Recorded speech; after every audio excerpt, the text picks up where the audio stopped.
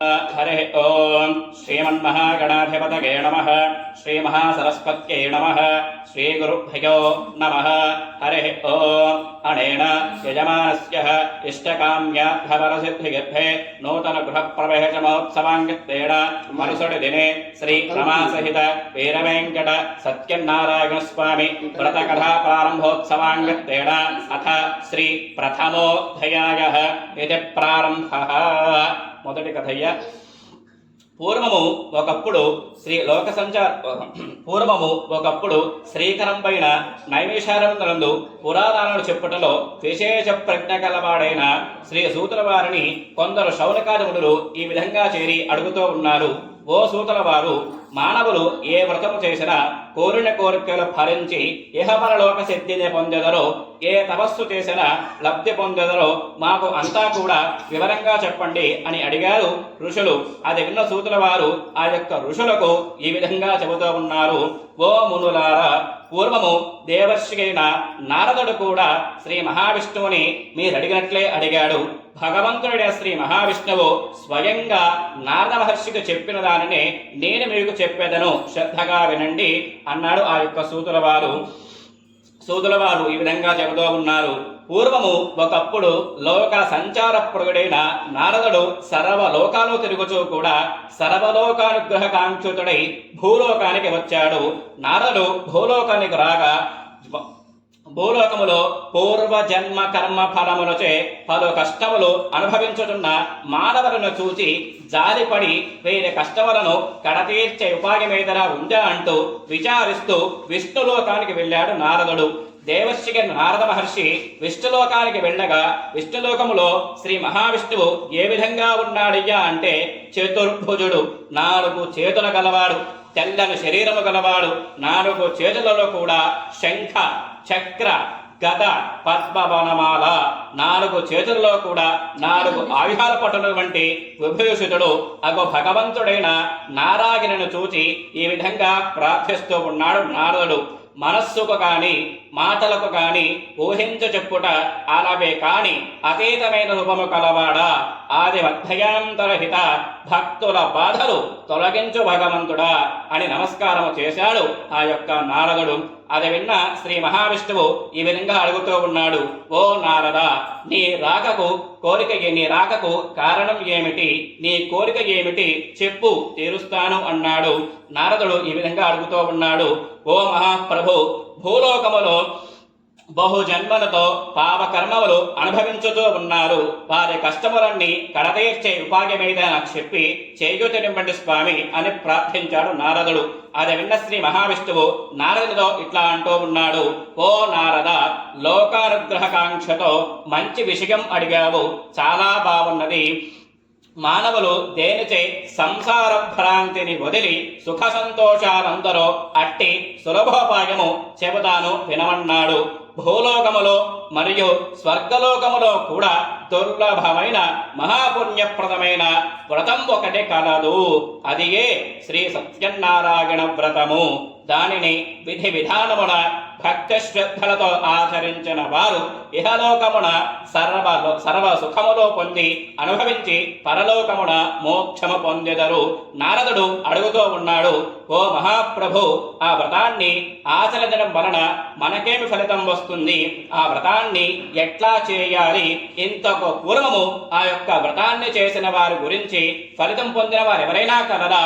ఆ వ్రతాన్ని ఎప్పుడు ఏ విధంగా ఆచరించాలి అంతా కూడా నాకు పూర్తిగా తెలుపవలసిందిగా కోరాడు నారదుడు. భగవంతుడు ఈ విధంగా చెబుతూ ఉన్నాడు. ఈ వ్రతము ప్రజల కష్ట నష్టాలను విచారాన్ని పోగొడుతుంది, ధన ధాన్యములని వృద్ధి అందించును, సౌభాగ్యకరమైన సంతానాన్ని సర్వత్రా విజయాన్ని ప్రసాదిస్తుంది. ఈ యొక్క వ్రతాన్ని ఏ మాసములో చేసుకోవాలి అనగా మాఘ, వైశాఖ, కార్తీక మాసమునందు గాని లేదా ఏదైనా ఒక శుభ దినంబున గాని ఆచరించవలయును. యుద్ధ ప్రారంభనందు కష్టములు వచ్చినప్పుడు, దారిద్ర్యము సంభవించినప్పుడు అవి తొలగిపోవటకై ఈ యొక్క వ్రతాన్ని ఆచరించాలి. దీనిని శక్తి గలవారు ప్రతి నెల చేసుకోవచ్చును, లేదా శక్తిని బట్టి సంవత్సరములో ఒక్కసారైనను జరుపుకోవచ్చును. ఈ విధముగా పూజా స్థలము నందు శుభకరమైన ముగ్గులు పెట్టి ఆ యొక్క ముగ్గులపై అంచులున్న కొత్త వస్త్రాన్ని పరచాలి. ఆ బట్టపై బియ్యము పోసి మధ్యలో శక్తిని బట్టి కలశాన్ని ఉంచాలి. ఆ యొక్క నూతన వస్త్రముపై సత్యనారాయణ స్వామి వారి యొక్క ప్రతిమను ఉంచి పూజించాలి. ఆ ప్రతిమను పంచామృతములతో శుద్ధి చేసి మండపములో ఉంచవలయును. ప్రథమముగా ఏ కార్యక్రమం చేసినా కూడా ప్రథమంగా విఘ్నేశ్వరుణ్ణి ధ్యానించుకోవాలి. తరువాత సూర్యాది గ్రహములను ఆదిత్యాది నవగ్రహ మండపారాధన పూర్తి చేసుకోవాలి. ఈ యొక్క వ్రతాన్ని మనుష్యులు ఎవ్వరైనా సరే భక్తి శ్రద్ధలతో ఏ రోజునైనా కూడా ఈ యొక్క వ్రతాన్ని ఆచరించవలయును. ఈ యొక్క వ్రతాన్ని బ్రాహ్మణులు బంధువులతో కలిసి చేసుకోవాలి. ఈ యొక్క వ్రతానికి కావలసినటువంటి పూజా సామాను అరటి పండ్లు, ఆవు పాలు, ఆవు నెయ్యి, గోధుమ నూక, పూజా సామాగ్రి అన్నింటినీ కూడా స్వామికి నైవేద్యముగా పంచి అందరూ కూడా ఆరగించి బ్రాహ్మణులకు శక్తి కొలది దక్షిణ తాంబూదలతో సత్కరించి దీవెనలందుకొని బ్రాహ్మణులతో సహా అందరూ కూడా షడ్రసోపేతమైన భోజనం ఆరగించాలి. సత్యనారాయణ స్వామిని నృత్య గీతాది మహారాజోపచారములతో సంతుష్టుని చేయాలి. కలియుగములో భూలోకమందు మానవులు తమ కామితార్థములు తీర్చుకొనుటకై సులభమైన వ్రత మార్గమిదే అని శ్రీమన్నారాయణుడు నారదునికి ఉపదేశించనని సూతుల వారు శౌనకాదులకు విన్నవించెను. అథ హర నమః పార్వతీపతయే హర హర హర హర హర మహాదేవ హర. మీ అక్షరం వారికి ఇవ్వండి. మీ అక్షంతో భర్గో దేవస్య ధీమహి ధియో యః ప్రచోదయాత్. రౌండ్ ఒకసారి పెట్టుకోండి. రెండు ఒకసారి చెప్పండి. సత్యంతేన పరుషంచామి అమృతమస్తు. తన చేతులు పట్టుకోండి. అమృతమస్తు. శ్రీ సత్యనారాయణ స్వామినే నమో నమః.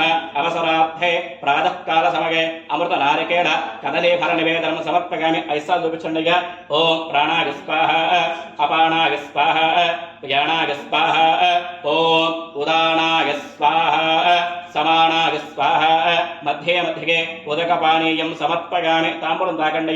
మనోన్మనాయ నమః ఇది తాంబూలం సమర్పయామి. పోచుకుని వేసుకోండి. తాంబూల చర్వణానంతరం శుద్ధ ఆచమనీయం సమర్పయామి. అఘోరేభ్యః ఇది కర్పూరమంగళ దివ్య నీరాజనం. అఘోరేభ్యో ఘోరేభ్యో ఘోరఘోరతరేభ్యః సర్వేభ్యః సర్వసర్వేభ్యో నమస్తే. అస్తు రుద్రరూపేభ్యః ఆనందమంగళ దివ్య నీరాజనం దర్శయామి. నీరాజనానంతరం శుద్ధ ఆచమనీయం సమర్పయామి. నాకు ఇచ్చి మీకు కలకత్తుకోండి. నమస్కరోమి రక్షాన్ ధారయామి. హర నమః పార్వతీపతయే హర హర హర హర హర హర మహాదేవ హర. ఏడుకొండలవాడ వెంకటరమణ గోవింద గోవింద.